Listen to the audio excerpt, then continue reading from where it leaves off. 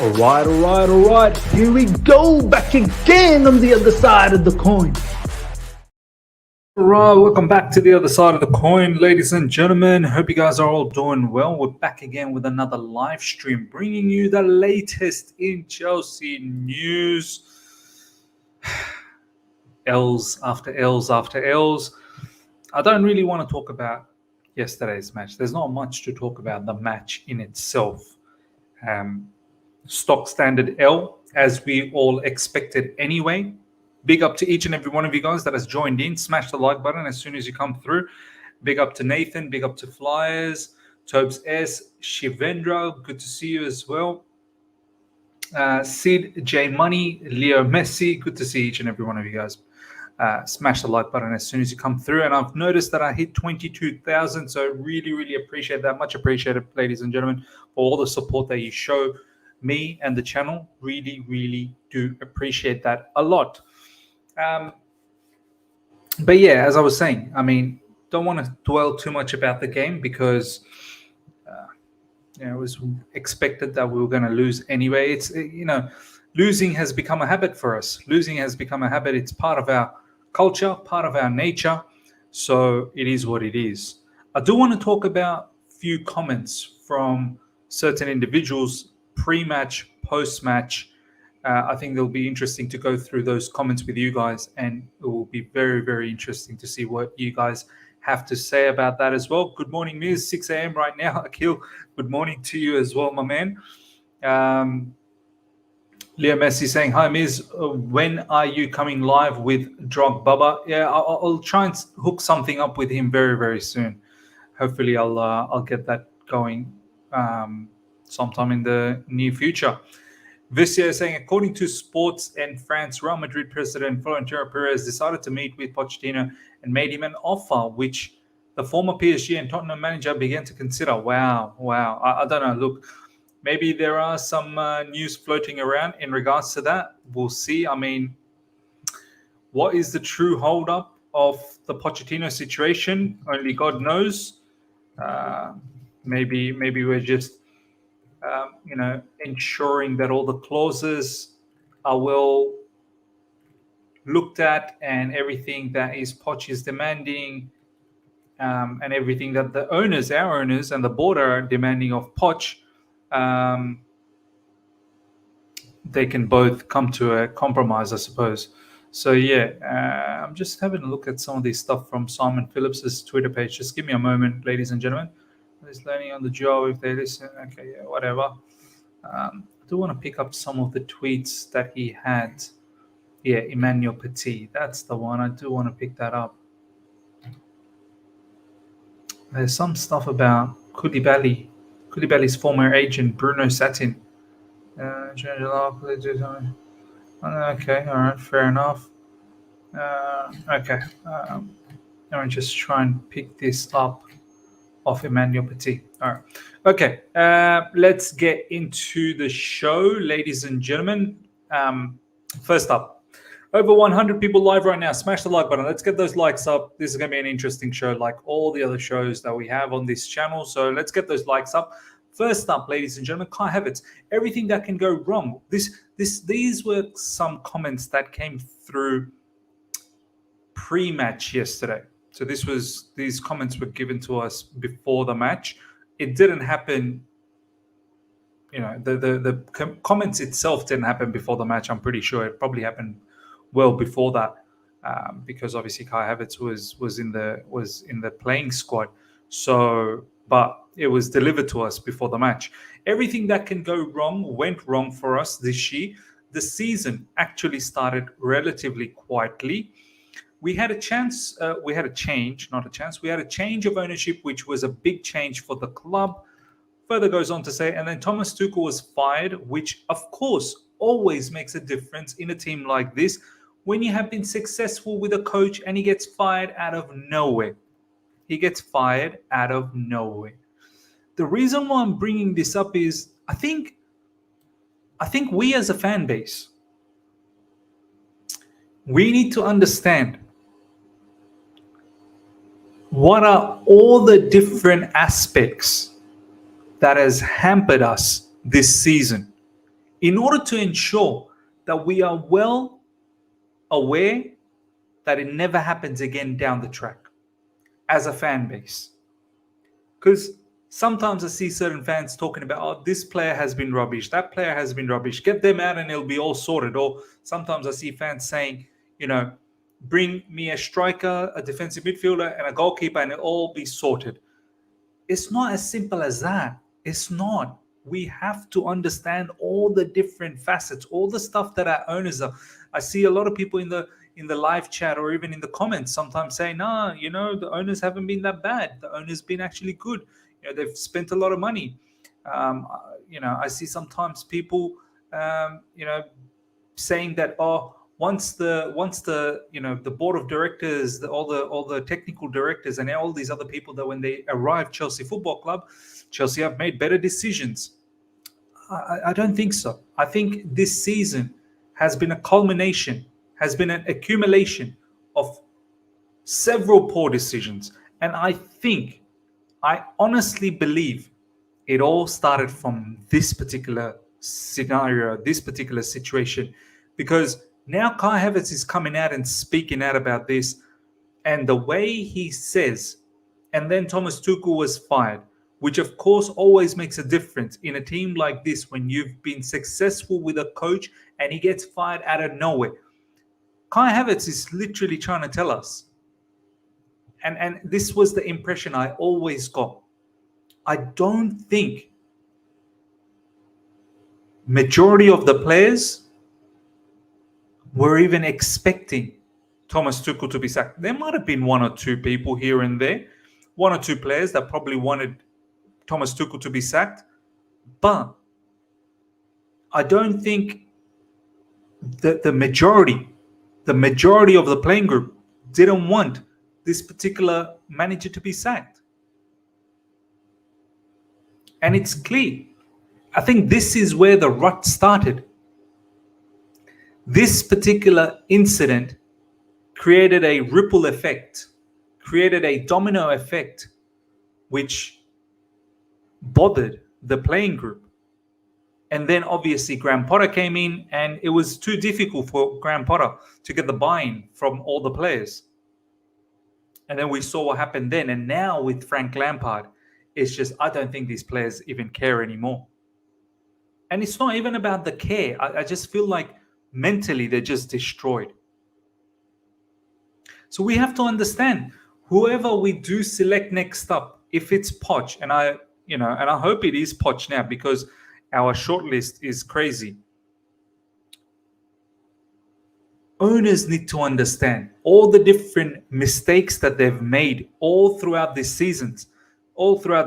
You cannot make the same mistakes with Pochettino. Poch himself has his career on the line as well. I'm pretty certain Pochettino is probably thinking in his head, if I screw this up with Chelsea Football Club, he may not get a top job after this. He may have to start from, a mid-table team again and work himself up. Poch equally, just as much we need to be aware, Poch as well equally needs to be aware what kind of mess he's getting into. Because next season, we cannot be making all the mistakes we did this season. We cannot. We have to have stability with the manager. And in order to have stability with the manager, of course, you need to pick up the wins. There's no doubt about that. You have to pick up the wins. No one's asking for 100% win rate, but a standard, Chelsea standard, right? Some people are saying, your mic volume increased, miss. My mic volume increased? Is my volume all right, ladies and gentlemen? Is the volume all right? Let me know if the volume's okay. Let me see. Is there anything wrong with the mic?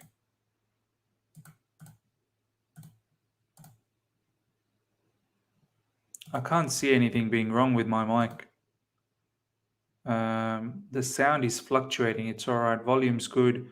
Yes. Okay, it's fine on my end. It looks like it's fine for certain people, not fine for other people. But yeah, I mean, if I had a situation where it's good now, might have been my heater. Might have been my heater. It is very cold in Sydney, Australia. But yeah, going back to the point,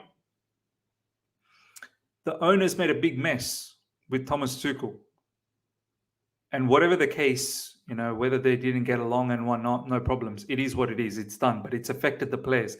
We have to understand we don't make these issues with the new manager ever again. Pochettino, obviously there'll have to be a compromise. Recently we've heard that he doesn't want the owners to come to the dressing room. We have to abide by that. If that's what the manager wants to get the best out of the team, then we need to abide by these sort of rules and regulations. Similarly, if the owners have certain, things that they want to do, it's a give and take. Pochettino will have to compromise in that end as well. But yeah, I think the biggest mistake these owners have done was they thought just by buying a whole heap of players, that's it. It was going to change the fortune of Chelsea Football Club. They really, really underestimated the tactical side of the game. They really, really underestimated that you can't just throw money and just hope that it all turns around. And they really probably underestimated the manager's role, how deep it is. I don't think they understood that. And I hope now they realize what level of a manager Thomas Tuchel was. Because since then they got Graham Potter and Frank Lampard. And I hope that they rectify this. Truly, truly hope that they rectify this. Because, yeah, we should be only focusing on getting elite level managers for a club like Chelsea Football Club. But yeah, it's interesting to see Kai Havertz saying all of this stuff, especially this thing in regards to Thomas Tuchel. I feel like that's where it all started to go wrong. Now, in regards to Joao Felix, very, very interesting comments from Frank Lampard. Once again, let me know your comments about it. Let's just have a quick look at some of the comments. Miz, don't you feel the way how owners get involved in managerial decisions? That's the reason all elite managers have rejected us. Owners need to understand money can't make elite football. Absolutely agreed. Absolutely agreed. Marcus, it wasn't smart to buy Sterling and get rid of Hudson-Odoi. Pulisic should have started during the start of the Premier League, and Hudson-Odoi could have been his backup. Mudryk, Felix. Look, Marcus, I don't want to dwell too much about Hudson-Odoi. With Christian, let me touch on Christian Pulisic first. Christian Pulisic he's just been injured a lot of the time. So you can't really bank on Christian Pulisic. And let's be honest, Christian Pulisic's record in terms of goal scoring is not that great either. It's not like he bangs in goals after goals. So I can understand why Chelsea Football Club has gone out and got someone. It's just for the timing, it's not worked out with Sterling. I still think Sterling's a very, very good player. It's just this season, it's been a flop. Of course it has. Earlier parts of the season was good during the Thomas Tuchel part. But after that, it's not been that great. With Hudson-Odoi, come on, man. This guy can't even get into sometimes the squad at Bayer Leverkusen. Everyone succeeds in Bundesliga. This guy is failing to succeed in Bundesliga. So I don't want any more of this, mid-level players. I want quality good players. It doesn't necessarily have to be expensive players, but quality good players. Leo Messi, thank you so much for the super chat. Are there any chance to bring back Timo Werner? I don't think there is. I think we've sold him. So that's that. Miz, do you think we have seen the last of Oba and Sterling in Chelsea shirt during the last match? I sympathise with Potter, and now we know why he was picking Havertz over Oba every time. He was abysmal. Now, you know what? I don't know. I don't know, man. I don't know. Look, there is a certain way you need to play in order to get the best out of Oba. We'll talk about Sterling down the track. Graham Potter was using Oba few times in the beginning. If you guys remember, in the Champions League matches, in the group stages, he was using Oba. I think something must have happened in between, whether it was a direction from the board or the direction from the owner. All of a sudden, after the World Cup and the January transfer window, Aubameyang was abolished. So whoever made that decision, I think from there on, it was very difficult for Aubameyang to play better because he barely played. He was barely selected. After the January window, he was barely selected. So I don't want to be too harsh on Aubameyang. I think had Thomas Tuchel been still around, I think we would have got something out of Aubameyang. I think Thomas Tuchel could have got something out of Aubameyang. I truly believe that. In regards to Sterling, I don't think we've seen the last. With Aubameyang, we definitely have seen the last of Aubameyang. Aubameyang is going to leave at the end of this season. That's a certainty. But in regards to Sterling, I don't know. I don't think we've seen the last of him. Maybe, I don't know. He's going to have to take actually, no, he won't take a pay cut. He's one of those contracts that's not going to take a pay cut. So look, he may not leave. He may not leave because he's getting paid quite handsomely. So I don't think we've seen the last of Sterling. And in regards to sympathizing with Potter, and now we know picking Havertz, Potter would have picked Havertz regardless. Graham Potter liked Havertz a lot. Even though a lot of us were thinking, what are you doing, my man? Havertz is not good enough. But Havertz similarly as well liked Graham Potter. So, yeah, there's that. That's my thoughts on that. Okay, now, Lampard implies that Joao Felix needs to show more work ethic off the ball. This is from Sky Sports. Further goes on to say, Lampard says Felix is an extremely talented player, but sometimes as a manager, you pick players that you know what you're going to get from them. I mean, these are heavy comments from Frank Lampard in regards to Joao Felix. And I don't know if it's necessary to be said openly in the media like this. These sort of things you can say off air to Joao Felix directly to try and guide him. But to come out and openly say like this, I don't know. I don't know, man. And we'll talk about whether it's true or not. I think the comments that Frank Lampard's made, to a certain degree, they are true. And I'm going to try and keep a balance in regards to that particular situation. We'll go through the news first. He has a huge talent, what he can do around the box. I really need to find a clear structure, off the ball idea for how we work. That's a challenge for Joao. He's not definite if you ask him where he wants to play. Maybe he's not a 9. I need a 9 for the way I want to play. Whatever his future is, I don't know that. I mean, if you're so hell-bound on having a number 9, and please, don't tell me Kai Havertz is a number 9, right? And you can clearly see Aubameyang is not match sharp. He's definitely not fit enough as well. You hooked him at halftime. Why aren't you playing someone like David Datra Fofana? Why aren't we focusing on the future then? If you want to play a number 9, why aren't you playing with David Datra Fofana then? What's there to lose anymore? We're out of all the competition, club competitions.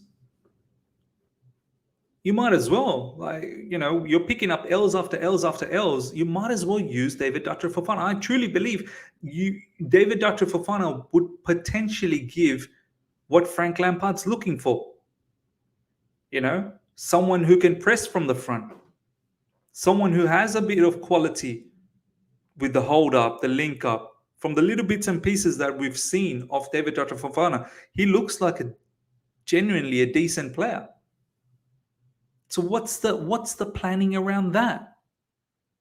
It's mad. But coming back to the Joao Felix situation, look, as much as this is probably a right statement, Joao Felix needs to show more work ethic off the ball. I think this was probably the issue at Atletico Madrid as well under Simeone.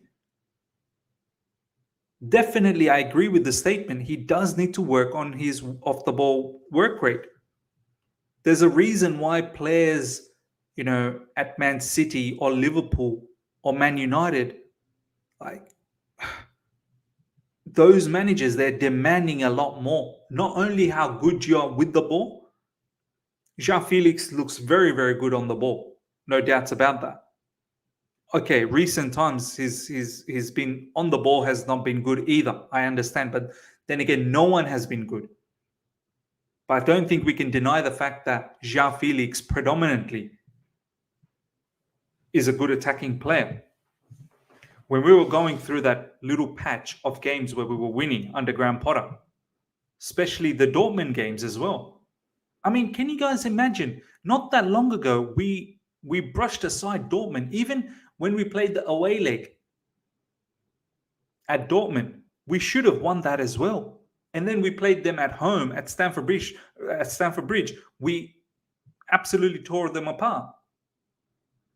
Can you imagine going from performing in that level to the way we are performing now? It's a massive drop off. It's a massive. We're not even performing the way we performed against Dortmund, just literally a month and a bit later. And I remember how Joao Felix was performing at that time. So, once again, this comment that he does need to work hard off the ball, I understand. But at the same time, Frank doesn't make it easy, man. Like, what's the game plan? What's the structure? Frank literally in this comment here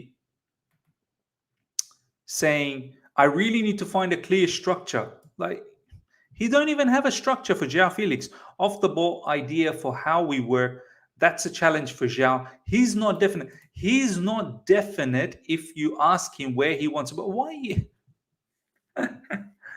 Frank's asking Joao, where do you think you can play in my structure? Like, this is the structure that I have. Where do you think you can play? My man, why are you asking Joao? You should have an idea how to use a player. You should have an idea. Do you know what I mean? Ishan's in the house. Ishan, bro. Give me 1 second. Probably not going to do this live for too long. So Yeah, say your bits, and let you be, bro. Go on. just What came you to have say to say? hi. How I you know I'm been, late, brother? and you wrap up the live very quickly around half an hour or so. But Yeah. uh, Because it's late for me as well. But how you been, bro? how have you been, bro, as a Chelsea fan? The same that Very, very bad, bro. Very, very bad. But give us hey, your bro, thoughts, man. Give us your thoughts about everything. This is your time, bro. We haven't had you on the channel for a little while, so let us know how you feeling, bro. bro. First of all, hats off that this difficult phase, out of nowhere, you chose to, do it alone with the watch alongs. And it's so difficult. I Yeah, can see the pain, I can feel the pain, but man, it's tough, man. It's tough, Miz. I don't know. It's difficult to be a content creator. That's all yeah, I can say. You know what I mean? And big up to you, Miz. I do realize your hard work, the pain. It's not easy, man. Look, Miz, I'll be honest with you. It's not easy to even watch games rather than come out and talk about games live while watching us perform like this game in game out. Man, it's so draining. Thoughts, Miz? You know what? Since selection of rehiring of Lampard, that mm. just broke me. You know what I mean? That decision of rehiring Lampard just broke me And from now we're inside. on And 6 out of 6 losses. I'm not surprised. I don't know why people were so hyped up and expecting the vibes FC and all of that. I just knew it's not gonna happen. I can remember the last time we won, we lost 3-1 against Arsenal in the last tenure Mm. of Lampard. The previous one when he was the manager for the first time. I could not forget that. And these guys, the new owners, I don't know. They've got no idea, miss. I don't think so. They know how to run a football club at this point of time. They're quite premature. That's what the sense I'm getting. No two ways about it. They had a very good transfer season. Let's not take Mm. anything away from that. The intention is good, but there's no strategy. You know what I mean? It does not. It's not. They're not giving positive vibes to me at the moment. And rehiring, sacking Graham Potter was the good decision. It was too late.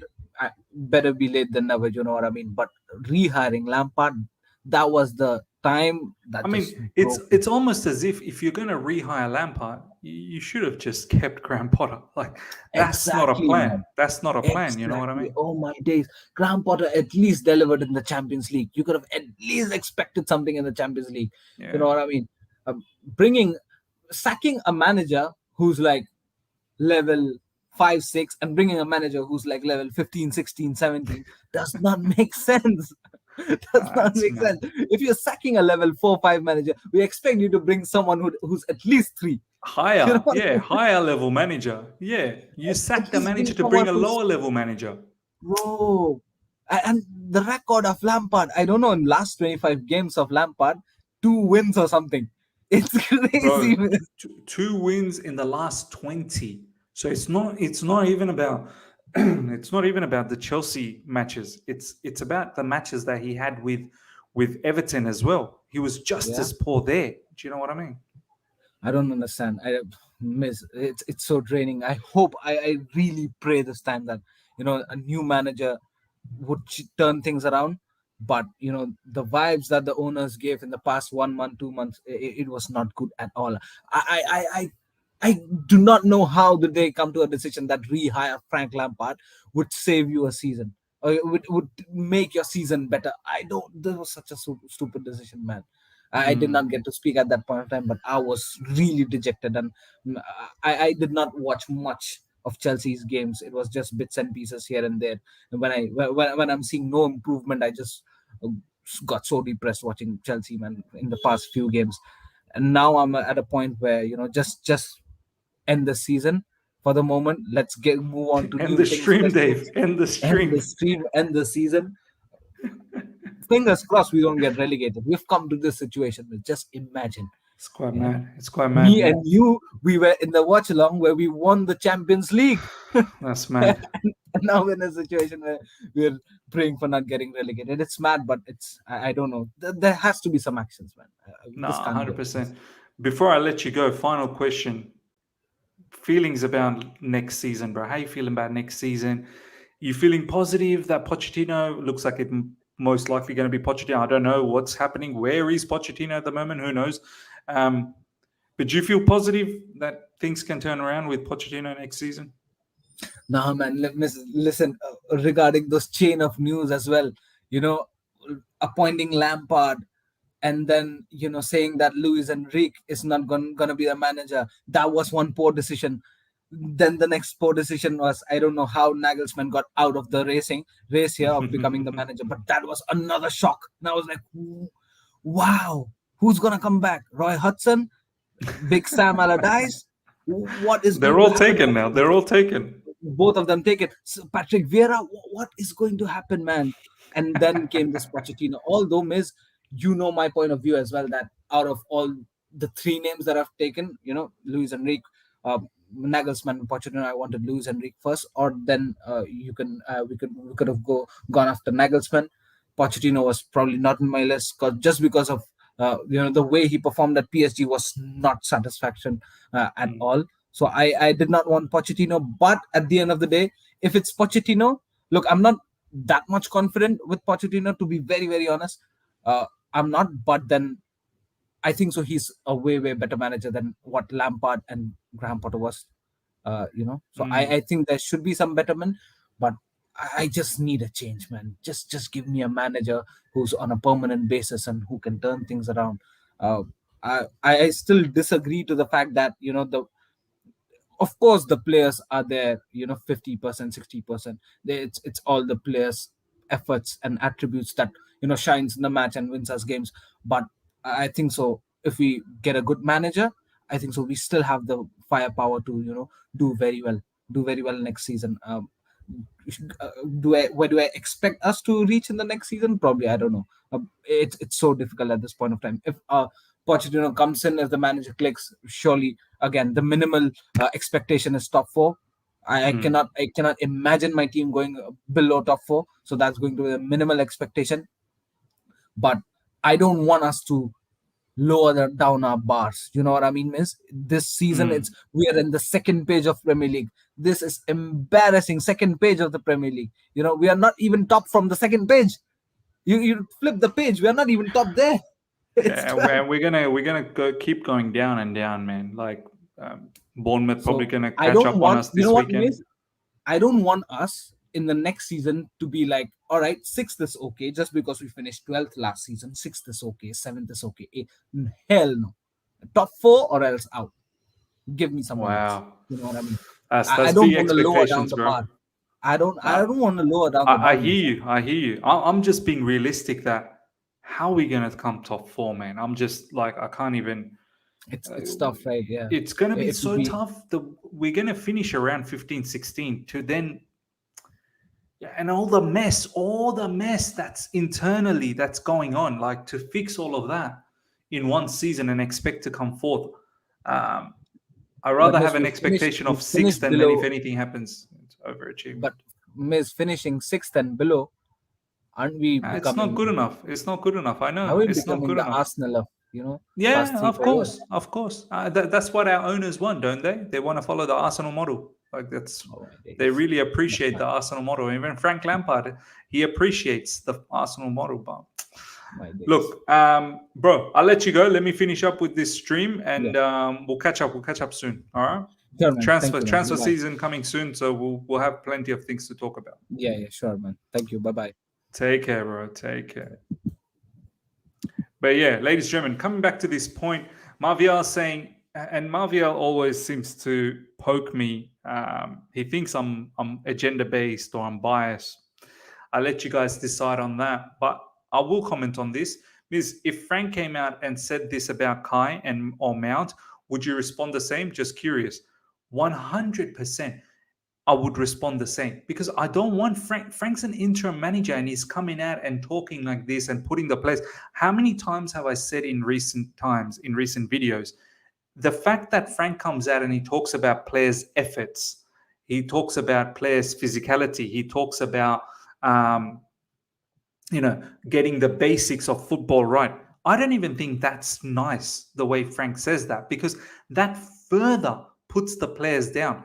Already, we've seen this season the amount of adversity these players have had to go through. And then when you come and in the media, in public media, coming out and talking down on players, how do you think it's going to go down? Are you surprised that Frank's on 6 out of 6 losses? Are you surprised that Frank hasn't been able to get the bounce from the players? How will he get that? He's consistently going in media and never taking any responsibility about any of the games that we've lost.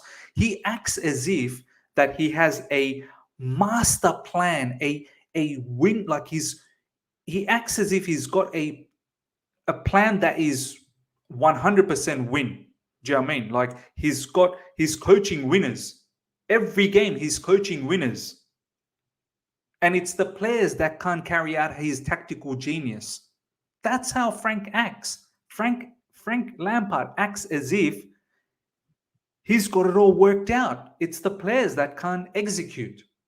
So yeah, I would still be the same if he said that about Kai and if he said that about Mason Mount. You need to understand when I do talk about Kai Havertz, when I do talk about Mason Mount, I'm criticizing them about their game. I'm not criticizing them about anything else. You honestly put your hand on your heart, Marvial, and tell me, you truly think Kai Havertz has been that guy for us this season?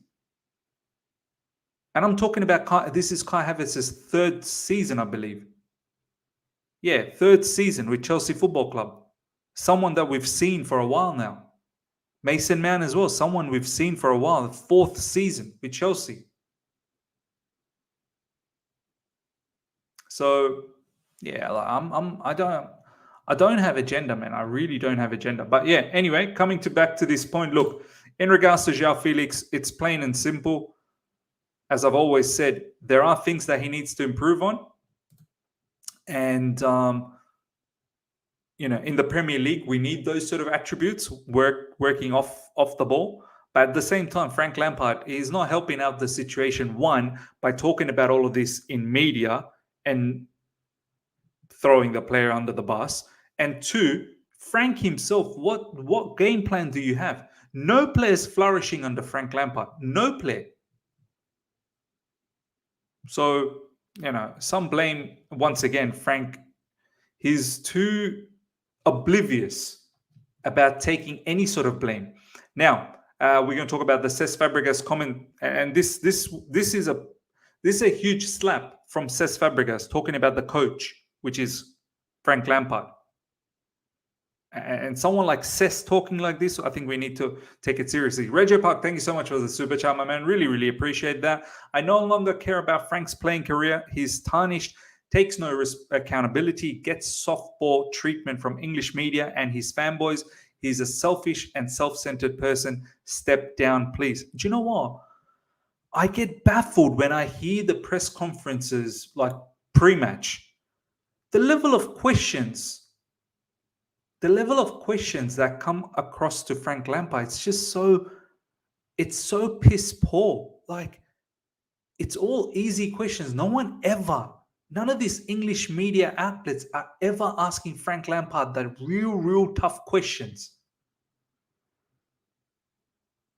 And I know why, because, Frank's English is a, heartthrob for the English football industry. They don't want to ask these hard questions because they want to look after their journalism career. Because if they start asking these hard questions, then they're probably not going to get the opportunity to do any interviews, to do any press conferences. If I was a journalist, I would straight up ask Frank, tactically, what was your game plan against Arsenal? What were you really trying to do? Or I'd be like, Frank, you're on 6 out of 6 losses. And you were overall in the last 20 matches, you've got 2 wins. What do you have to say about your managerial career? The amount of L's that you're picking up. No one's going to ask all of this stuff. Cesc Fabregas, when I was little, I had a coach with 11 olives. And he would throw them on the table with no tactics. This is how I see Chelsea. Like, if there was any bigger insult, look at this. This is as big as insult as it can get. 11 olives thrown into the table with no tactics. Obviously, he's had a go at the players and the manager here. But it's true. It's true. I've said it many times. Players definitely are culpable, but they're not the be-all and the end-all. Manager is definitely culpable, but once again, they're not be-all or the end-all. Owners have to take so much responsibility because they're the ones who are putting these personnels in these jobs. But Cesc is right. Absolutely right. Now, I want to talk about this one. Emmanuel Petit. Everyone has to say something about us, ladies and gentlemen. Everyone has comments about us now. Ex-players, pundits, everyone. Emmanuel Petit. I was very close to Chelsea bench. So this was last night. I have seen some players having arguments between them. I was very shocked in the first half. The attitude of the players, the body language, no response, no pride, no unity, no friendship. You can put 20 managers on the bench. It won't change anything at all at the moment. I think they need to clear something in the dressing room first, then to think about the manager afterwards. There are too many players. It's a mess. It was embarrassing to watch. I feel sorry for the fans. I mean, quite incredible, honestly, quite incredible. And we've got our work cut out. We absolutely have our work cut out for the preseason, the summer transfer window. We have to quickly identify who we need gone, and they need to leave immediately. We have a deadline for 30th of June to get rid of a lot of players to balance out the books, and I hope we truly take advantage of that time to get rid of players. I don't want to see, Pochettino give, a brand new slate, a clean slate to see everyone again. I don't need to see everyone again. Hakim Ziyech can go. Christian Pulisic can go. Aubameyang can go. Ruben Loftus-Cheek can go. Conor Gallagher can go. Mason Mount, if there is an opportunity for him to leave to Liverpool and he is not keen to sign a contract extension with Chelsea, can go. Kovacic, if he's not looking to continue on with Chelsea Football Club, can go. N'Golo Kante, the news have gone quiet. If he's not keen to sign a contract extension, can go. Aspilicueta can go. Chalobah can go if we don't have enough spots to give. And don't forget Leeway Colwell. Don't forget we're going to have a lot of players that are going to be coming back to this football club. Leeway Colwell, Romelu Lukaku, Christopher Nkunku, our new signings, Malo Gusto, Ian Martson. The playing group is only going to get bigger. We have to understand immediately which players need to leave. And they have to go. They have to go. Marcus Miz, you got to trust Poch. If this dude wants Pulisic to stay and can get the best out of it. No. No, man, no. Do you truly believe, Marcus? Do you truly believe Christian Pulisic has had Frank, Thomas Tuchel, Graham Potter? Do you really think Poch is the one who's going to turn his life around? This is where the board has to sometimes. And I know we have to listen to the manager in certain areas for sure. But do you really think this is one that we need to listen to? Do you not think the board should intervene here? And I said it in recently. Don't intervene as much. Let Poch do his thing. But there are certain areas you have to intervene. Pulisic, there is no need to see any more, my man. No need.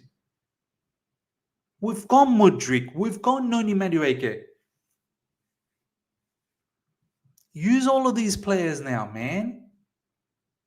Get rid. No need for this. Imagine Poch comes in and says, I want to see Ziyech again. No need to see Ziyech anymore. Enough. As much as I love Ziyech, I'll follow Ziyech wherever he goes. I'll watch him. But I know it's not worked out at Chelsea Football Club.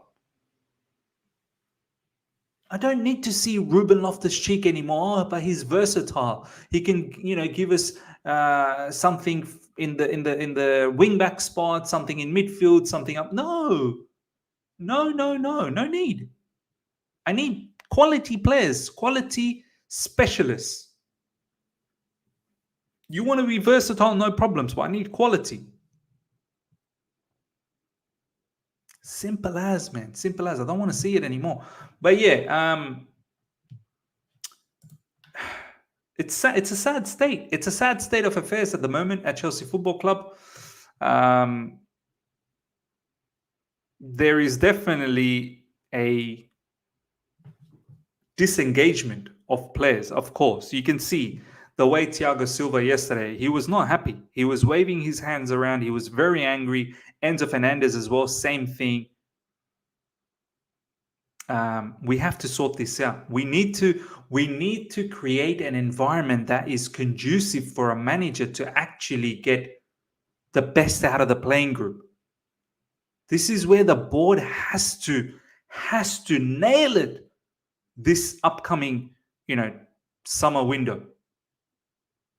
This is why I said, I tweeted out, earlier on, maybe a few hours ago, that there needs to be a proper inquisition.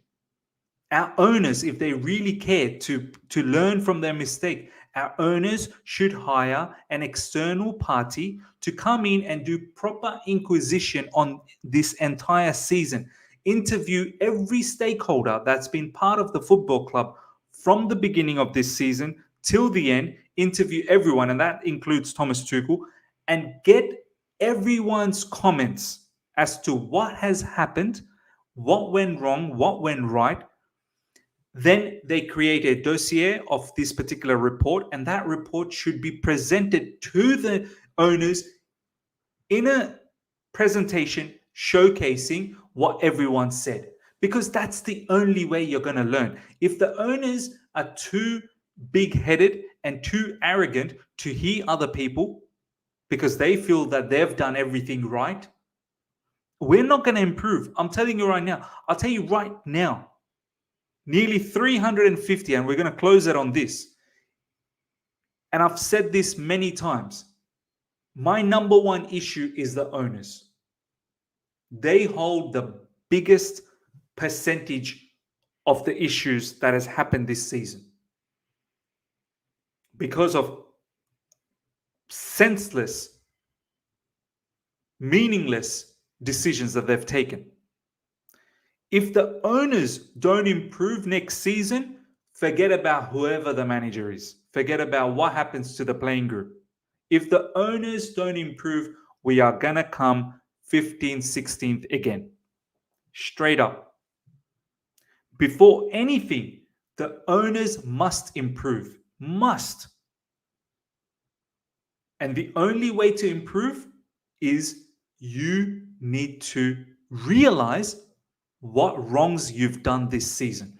Mitun is saying, Miz, did you check the new Fabrizio Romano tweet? Is it that new player? Some new 12-year-old that we got again? I'm not interested. I'm really, really not interested if it's about that 12-year-old or that 13-year-old, whatever, whoever we got.